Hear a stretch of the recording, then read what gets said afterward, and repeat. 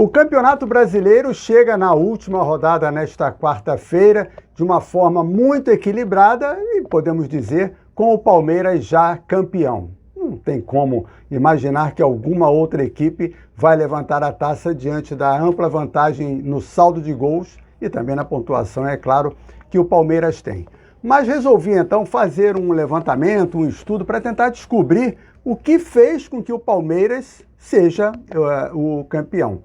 Então eu dividi a tabela em 3 grupos. O G6, que vai do Palmeiras até o Bragantino, vamos chamar de M8, que são os times que estão ali na chamada zona de classificação para a Sul-Americana, evidentemente incluindo aí o Fluminense, que está na Libertadores por ser o atual campeão da Libertadores, e o São Paulo, campeão da Copa do Brasil, que também está na Libertadores do ano que vem. Então temos 8 times ali: Fluminense, Atlético Paranaense, Internacional, Fortaleza, São Paulo, Cuiabá, Corinthians e Cruzeiro.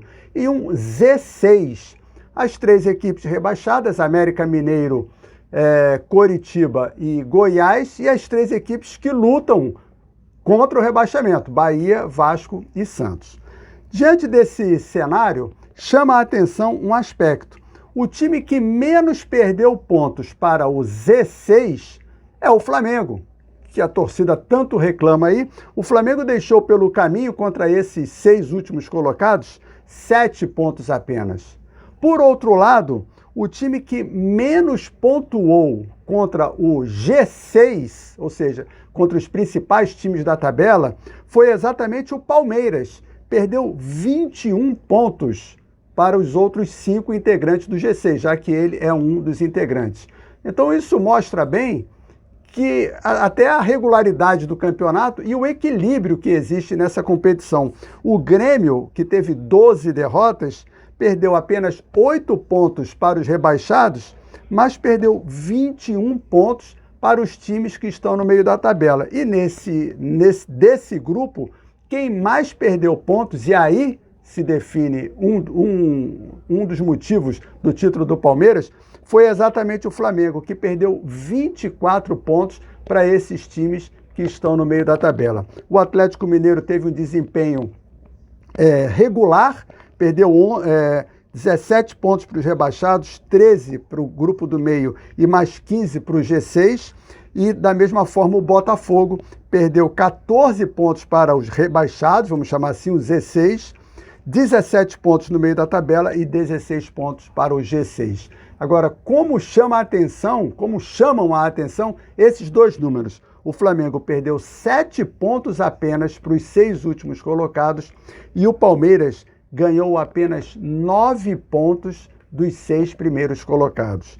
O Palmeiras, no meio da tabela, para os times do meio da tabela, perdeu 11 pontos e para os rebaixados, para os últimos colocados, você já entendeu, né?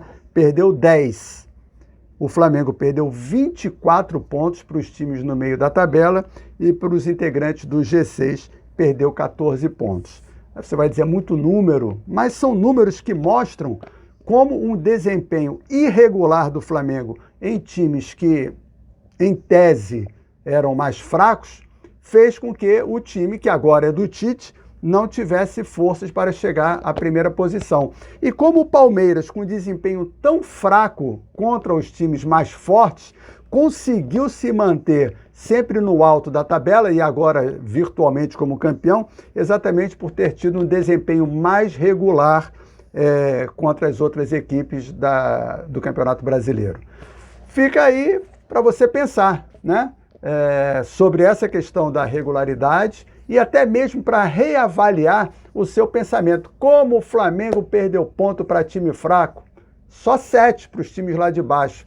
O Flamengo desperdiçou pontos aí, foram nos times do meio ali da tabela, empatou 2 vezes com o Fluminense, aliás, que está no meio da tabela, mas o Fluminense é o atual campeão da Libertadores, então só aí já foram 4 pontos que o Flamengo deixou pelo caminho. E curiosamente, contra o Palmeiras, o Flamengo somou 4 pontos e o Palmeiras somou apenas 1, que foi o empate que teve contra o Flamengo. Já tem gente até dizendo, mas o Palmeiras merece o título?